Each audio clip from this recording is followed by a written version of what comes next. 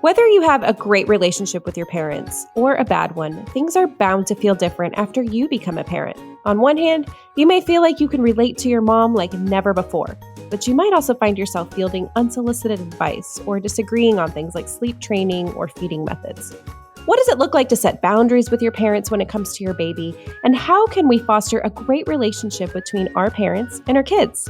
Today, I'm talking with mamas who have been there before you and an expert in child development for her take. This is Newbies. He's gorgeous. It's a girl. Surprise! The whole family's here. So when are you having the next one? It's just poop. Ready for another? Wow, you look really tired. Ready to go back to work? Yellow poop? Seriously? Did you sterilize this? Sex? Now? You've got to be joking. You should sleep when the baby sleeps. She doesn't look anything like you. I thought you already had your baby. I did. Babies don't come with instructions, so there's Newbies, helping new moms and new babies through the first year. Welcome to Newbies, everyone. Newbies is your online on-the-go support group guiding new moms through their baby's first year. I'm Natalie Gross. I have a 4-year-old boy and a baby girl, and we have got a great show today talking about relationships with your parents after you become a parent. Now, if you haven't already, please be sure to visit our website at newmommymedia.com and subscribe to our weekly newsletter. That keeps you updated on all of the episodes we release each week. And another great way to stay updated is to hit that subscribe button in whatever podcast app you're listening on right now. And if you're looking for a way to get even more involved with our show, maybe you want to come on as a guest, then you can check out our membership club called Mighty Moms. That's where we chat more about the topics discussed here on our show. And it's also an easy way to learn about our recordings in advance so that maybe you can join us live. I have a great panel of moms here to kick off this conversation by sharing their experiences with this topic. So mamas, please introduce yourselves. Tell us a little bit about you and your families to start with. Hi, I am Amber, and I am an author, a stay-at-home mom of 4 with another on the way. I got ages 16, 7, 5, and 3 under my belt right now. Hi, my name is Annika. I am the mom of 2 little boys, ages 2 and 5. And I am currently a stay-at-home mom as well and plan on doing that for at least the next few years, hopefully, until we figure out what we're going to do and maybe get back to being a paramedic again. Awesome. Well, thank you so much for being here.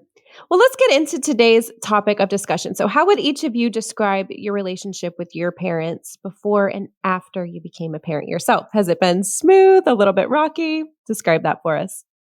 For me, it was rocky with the transition on my first kid.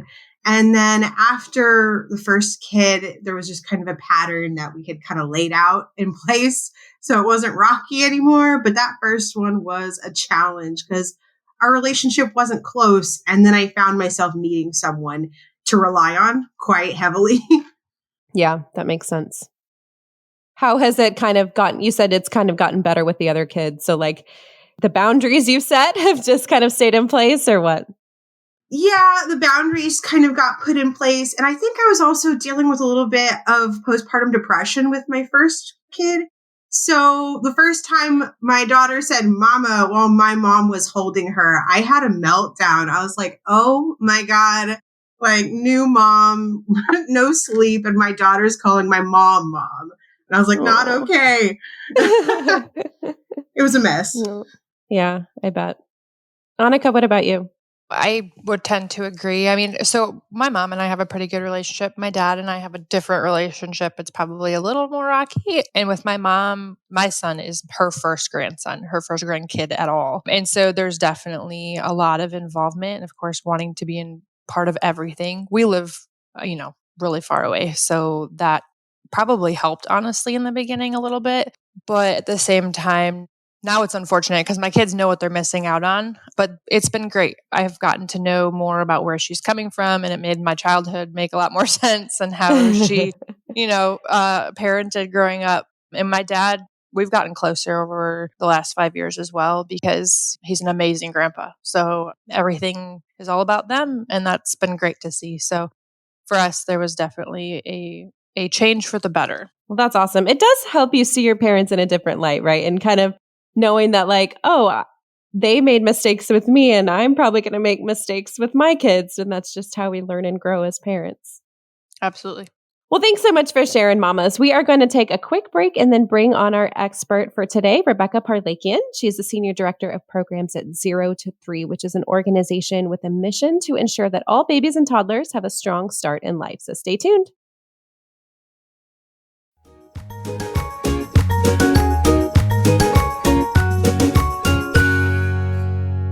Today on Newbies, we're continuing our discussion on grandparent relationships with Rebecca Parlakian.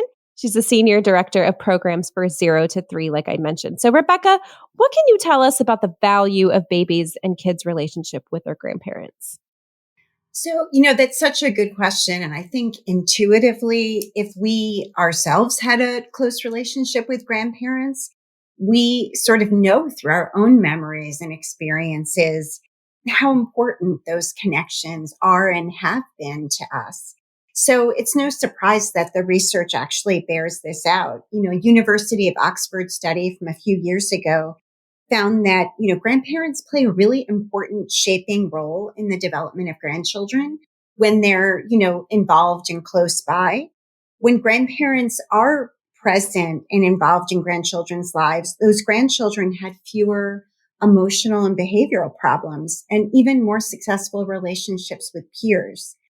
And later on, another study found that children who grew up feeling close to grandparents were less likely to be depressed as adults, maybe because they had sort of a wider emotional network or foundation to build on. And, this closeness, it's sustained over time.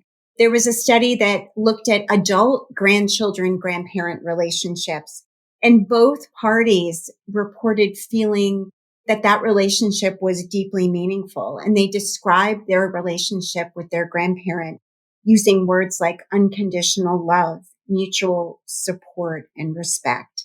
And so, what starts strong can really be sustained over time for both grandparent and grandchild.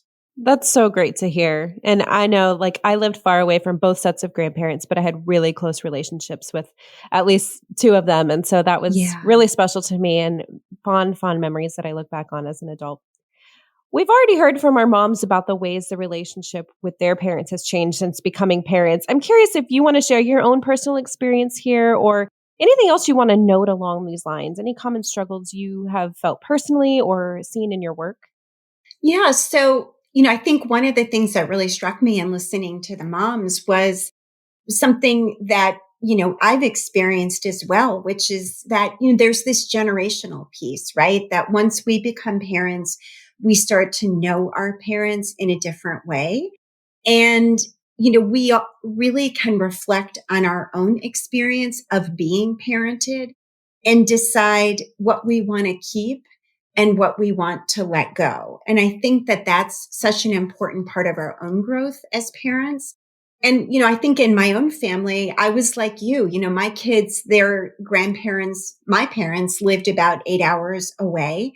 We probably saw them 2 or 3 times a year. My husband's parents were close by and we saw them regularly, but by far, my kids were closer to my own parents and have such warm memories of them. And so I think there's a lot of relational pieces that go into that, and we can talk more about. So I think the relationships we have with our parents after our kids are born often has a lot to do with the relationships we have with our parents, before they were born, right?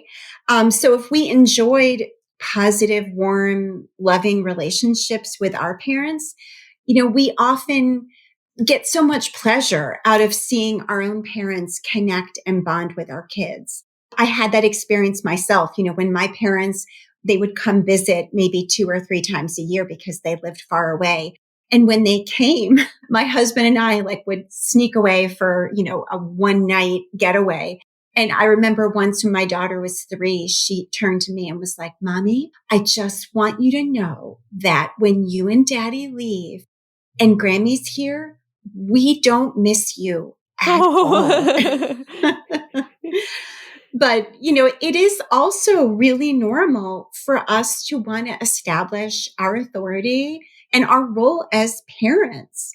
And, this identity of becoming a parent, we have to renegotiate boundaries with our own parents. That's a normal part of taking on a new role. And, that's sort of a process of what is important to us and what's non-negotiable and what we're willing to let go. And that's kind of an ongoing discovery and discussion with our parents. Absolutely. Because even when a relationship is good, there's still often a need to create boundaries with grandparents, whether it's your parents or in-laws. And like you said, kind of asserting that authority as you are the parent. They are your parent. They had their chance. Now it's your chance, right? So any tips for creating boundaries when it comes to your kids and not only creating them, but sticking to them? Because I know that is hard. Yeah, I think first, it's just important for all of us to kind of step into this idea of, one of the best things of being an adult is we don't need to make everybody happy. So, I always try to center myself that, my job as a parent is to keep my kids safe, secure, and loved in the best ways that I know how. And there are lots of ways to be a good parent, and only you get to decide what works for your child and your family. And we don't have to debate, justify, or explain those choices, right? So that's first. But, we also can kind of have those all-purpose responses, like, a parent makes a suggestion and we can say, that's a really interesting idea and I'll think about it. But right now we're going to do X and I hope we can count on your support. And just to kind of come up with those catchphrases, it's really helpful in the moment. And, next, I think, like I mentioned before, to really tap into what our non-negotiables are at this particular point in our child's life. Grandparents sometimes are very connected to the child rearing approaches they used with us because we're amazing. But, sometimes these ideas, like an extreme idea would be like using spanking as discipline, right? It was a common approach that was used 20 years ago, but we now know through research that it can be harmful to children. So if, we don't want our children to be spanked, and that's a concern, we can really learn to be really comfortable about being very clear about that non-negotiable. So, we can say something like, you and dad gave us a great childhood, but we need to find our own way as parents. And sometimes that means we might make different choices. So, for example, we are never going to spank, Rebecca. And we expect that all the people who care for her are going to respect that approach and not use spanking for discipline. Can I trust you on that? So again, stepping into that authority. And then, last, I'm always about offering grace, because I think sometimes what feels like pushback on our parenting can sometimes come from a place of caring. So if I've just said to my mom, I'm freaking out because Ella is not napping right now. And she jumps right into, well, with you and your brother, I blah, blah, blah. We can learn to say something like, Mom, thank you so much for that. And I'm sure it's helpful. But right now, I just need someone to listen and tell me I'm going to get through this. So, those are just some thoughts about approaching these sometimes really emotionally intense or emotionally laden interactions. Mm-hmm. And as you were talking, I was kind of thinking through when you said non-negotiables. There's definitely non-negotiables, whatever those are for you and your kids and your family. But then there's also some things that maybe you can let slide when you're at the grandparents' house, and so sort of trying to navigate that might be tricky, but maybe there's a little bit of give and take there. Exactly. Yeah. Like when my kids were at my parents' house, or even when my parents were visiting, it was like, I did not care about nutrition. That was just I put it off the table because we only saw them 2 or 3 times a year. If my parents were, taking care of my kids 3 days a week, I probably would have different boundaries. Yeah. Well, we've kind of already started talking about this in all of our conversations so far, but what can we as parents do to help foster those relationships in a healthy way, the relationship with our kids and our parents? And our in-laws too, the grandparents in general. Yeah, I think it's really tapping into the ways that grandparents, prefer and enjoy connecting and being with our kids because, little kids build relationships just like we do through shared, pleasurable memories and moments. And so, for distant grandparents, there's been great research on the use of video chat to start building those connections, even with babies. But, really like when my parents were visiting, my mom was like the full-time caregiver, playtime, diaper changes. My kids even wanted to sleep with her. So they would do what we called campouts where, they would sleep on mattresses surrounding the guest bed so they could just be near her. And they still remember campouts. And my kids are, 21 and 18. My mother-in-law was local and she preferred much more structured experiences. So she enrolled both kids in a toddler music class, and that was her special time with them. She also was the go-to for taking them to any new animated movie. So, really looking for those experiences to share. And then also remembering that a lot of what our kids remember are things that don't seem like particularly earth-shattering to us, like letting kids be with their grandparents just in daily routines. Like my kids remember helping their grandmother with gardening, and they have great memories of, helping my dad stack wood for the wood stove. So really letting our parents share their lives with the grandchildren in ways that are meaningful for both of them. Yeah, that's such great advice. Well, we are going to take another quick break and then bring back Amber and Annika into the conversation and just continue talking about this important topic. So stay tuned.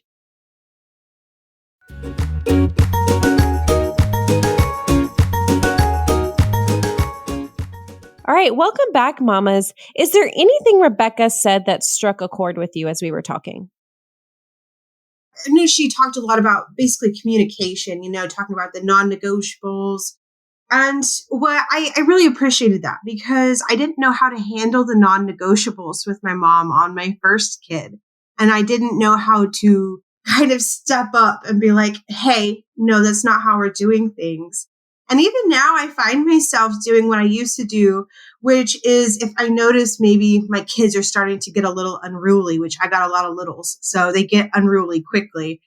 If I notice she's getting out of her comfort zone and she's going to back to reverting to what I dealt with as a child, sometimes I just take over completely. And I'm like, all right, boys, this is not how we're doing things in the grocery store. Like you're going in the cart. Like she was about to spank in the grocery store, which I don't spank in the grocery store. So it's like, sometimes I just step in instead of using my voice and just being vigilant as a mom. But I also, what I like to do sometimes is if I know it's maybe a parenting style that she never would have tried, sometimes I'll tell her about a story about how well that worked with my kids. Like, oh, my toddler was throwing a tantrum and I just hugged him on the couch for a minute and he was fine, the tantrum over.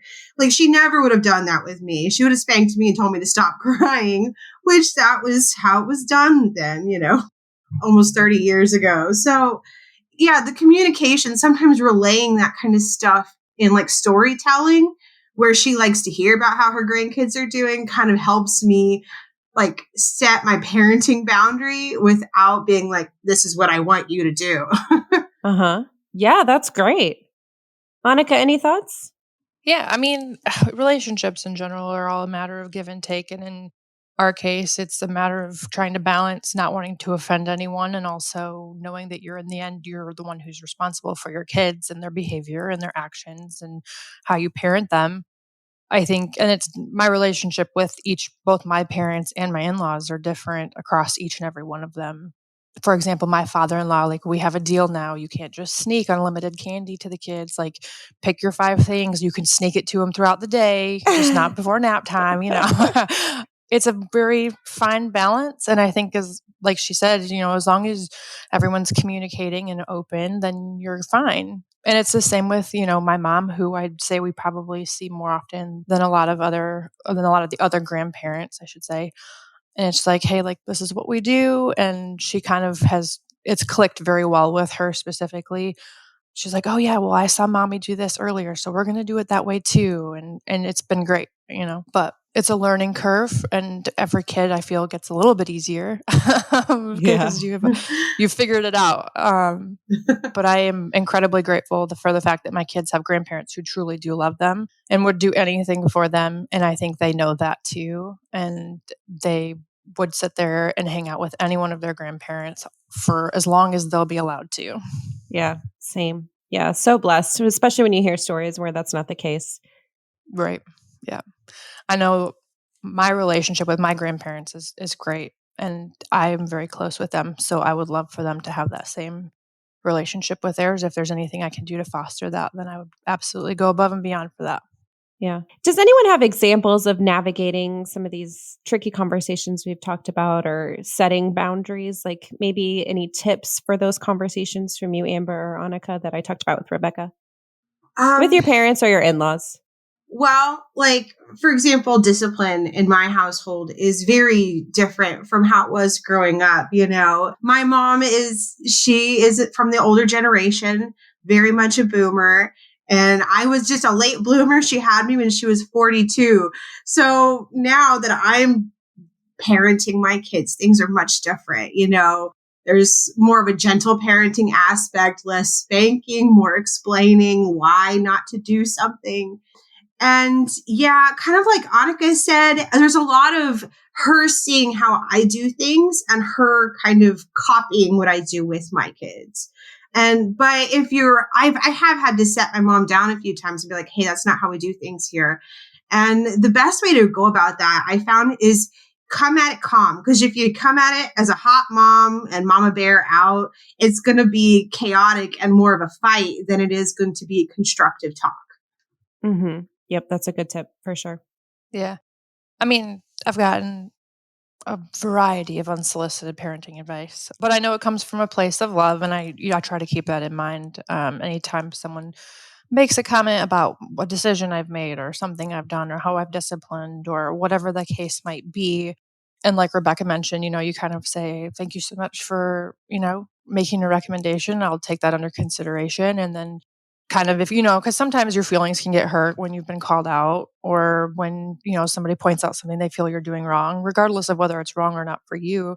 Taking that time to just kind of step back, kind of think about what they've said, look back at the situation, and then reapproach whenever you're ready and able to talk about it, and figure out kind of what you want to say in response to that as well. Time is always your friend when it comes to situations like that, I think. Mm-hmm. Well, Annika, I know you said you live far from your kids' grandparents. Any strategies that have worked for you in fostering those relationships from a distance? Yes. So we live an average for the last 5 years. We've lived about 16, 17 hours away from my parents. And usually between 4 and 17 hours away from my in-laws. We do calls all the time. Anytime we're in the car, we're usually on the phone with somebody, talking to grandparents and catching up with something. Right now, my kids they call my mom up every day or so, and they tell her how many days it will be until they see her next. And they love FaceTiming, and Facebook now has all the cool filters, and you can play games on there, and they're old enough now to figure that out and sit there and want to play games all day. With my dad, we do the same thing. We try to, FaceTime and video chat as often as possible. And with my in-laws, when we move next month, we will be back in closer vicinity. And I'm sure that they will be coming down to visit more often. And we try to make sure that we see everybody on a semi-regular basis. And they've been great about making sure to put in both time, effort, and money to make that trip to come and see us, which I'm also incredibly grateful for, because that's not always possible for us. Yeah. Amber, what about you? I forget if you mentioned already if you live close to your kids' grandparents or not.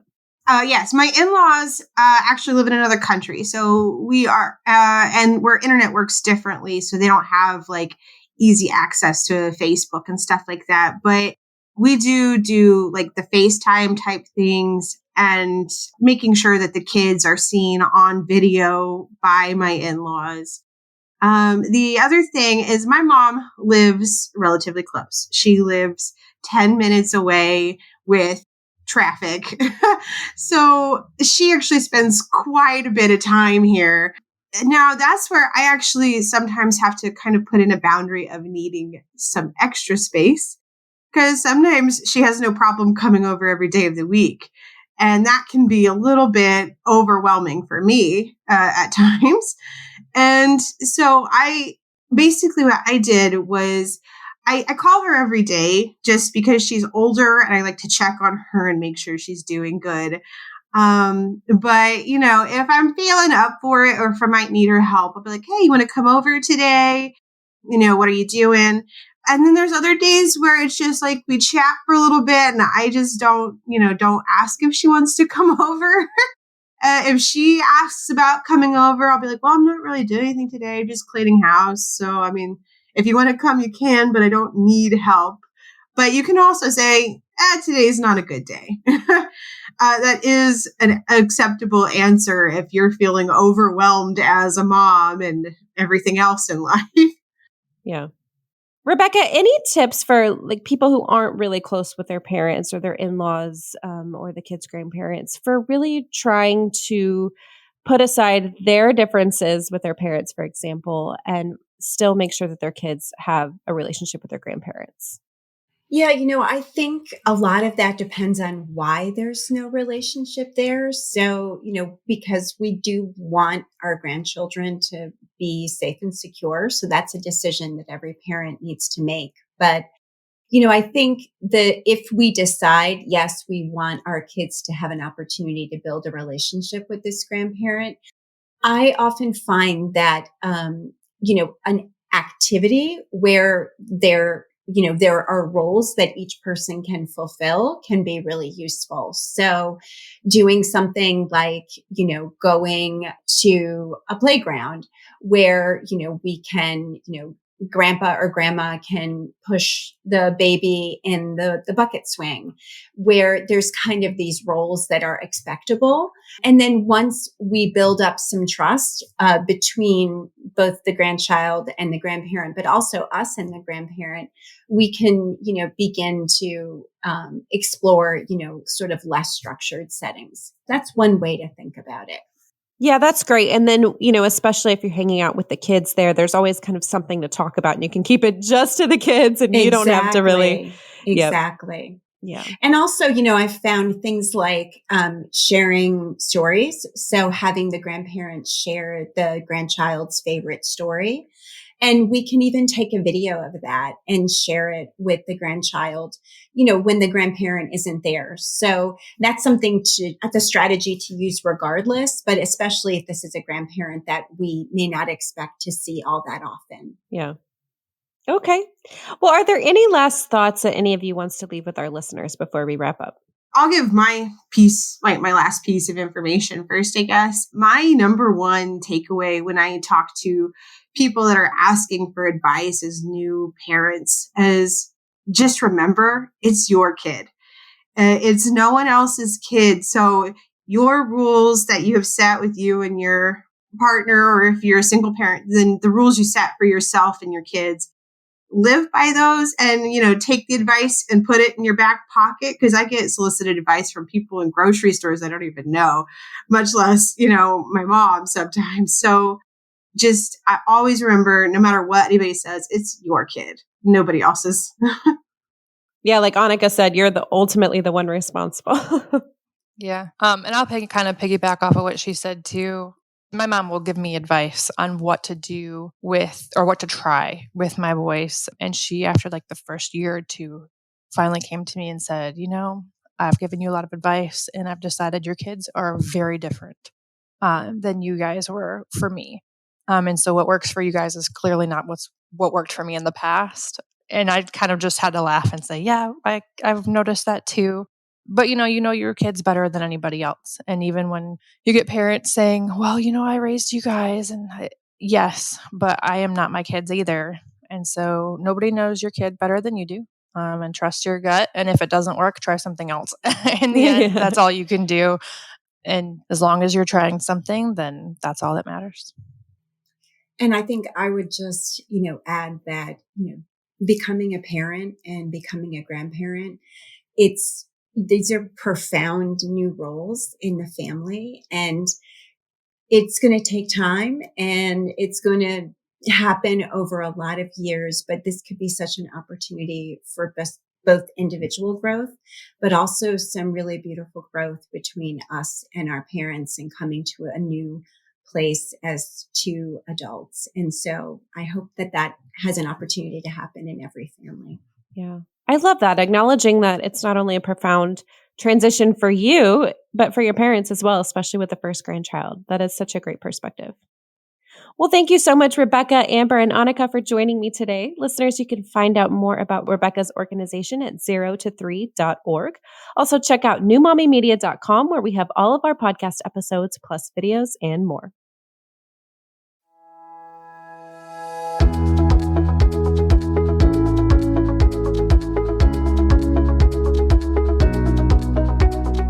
That wraps up our show for today. We appreciate you listening to Newbies.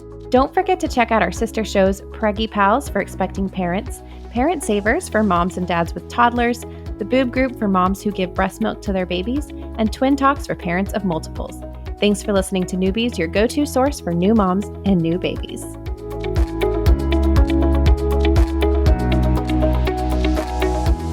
This has been a New Mommy Media production. The information and material contained in this episode are presented for educational purposes only. Statements and opinions expressed in this episode are not necessarily those of New Mommy Media and should not be considered facts. While such information and materials are believed to be accurate, it is not intended to replace or substitute for professional medical advice or care, and should not be used for diagnosing or treating healthcare problem or disease or prescribing any medication. If you have questions or concerns regarding your physical or mental health or the health of your baby, please seek assistance from a qualified healthcare provider.